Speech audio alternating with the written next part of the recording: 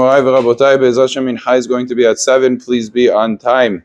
As we mentioned yesterday in the Halachot Muktze, if a person who owns a wedding hall or a restaurant and they're having an event on Shabbat, and he rented out the place for their event, he lit Nerot Shabbat on top of a chair, and what ended up happening is the workers that came and cleaned up removed the chair with the candles and put it in an entire stack of chairs. So it's in one of the, it's part of the stack, and they would come in the morning. They don't know which chair is the one that had the candles. Now we know that when you light candles on top of something, a table, a chair, whatever it is, that item that's underneath it becomes a base, a basis, the davar asur, and it itself becomes muktze, not being able to be handled. So now the goyim mixed up all the chairs. We don't know which chair we're not allowed to handle. And we said when it comes to the rules of muktze, as the Gemara tells us by the case of the eggs, afilu be'elef lo batel.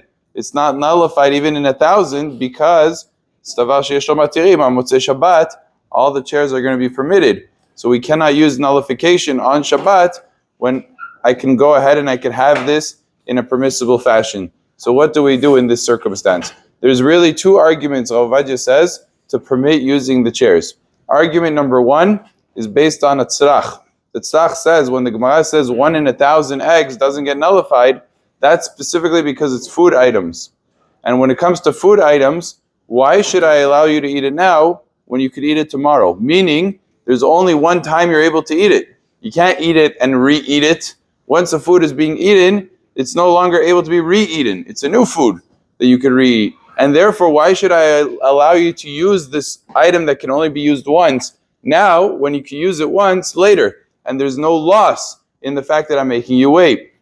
But when it comes to items that are like utensils, that's a whole different story because since a utensil could be used and used again and used again and used again, when you tell me I can't use it for a day, I'm actually being deprived an entire usage of a day. As opposed to food, if I have it today, I'm not going to be able to eat it tomorrow. If I have it tomorrow, I'm not going to be able to eat it today. So I'm not being deprived. But here, I could have had it today and tomorrow, and you're depriving me of the usage of today, and therefore it's called davar she'en lo matirim, which would mean that it's nullified. It's a very sophisticated argument. It's a very, usually, you could call it an advanced argument in halacha, but it's a powerful argument nonetheless. And he says, therefore, it's not similar to the case of the eggs, and it is permitted to use all the chairs. That's argument number one, very strong, based on the tzarach. The second argument is, wait a second, who put the candles on the chair? The owner. But the owner rented out the property to the Baal HaSimcha, to the host.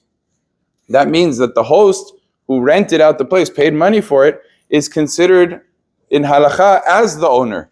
So now the owner actually is not the owner. So when he goes ahead and puts candles on a chair, he's prohibiting essentially something that belongs to his friend. And the Gemara says, "En adam oseh davar she'eno shelo." You cannot prohibit something that doesn't belong to you. So he might have put it with intent, but the owner, I didn't want that.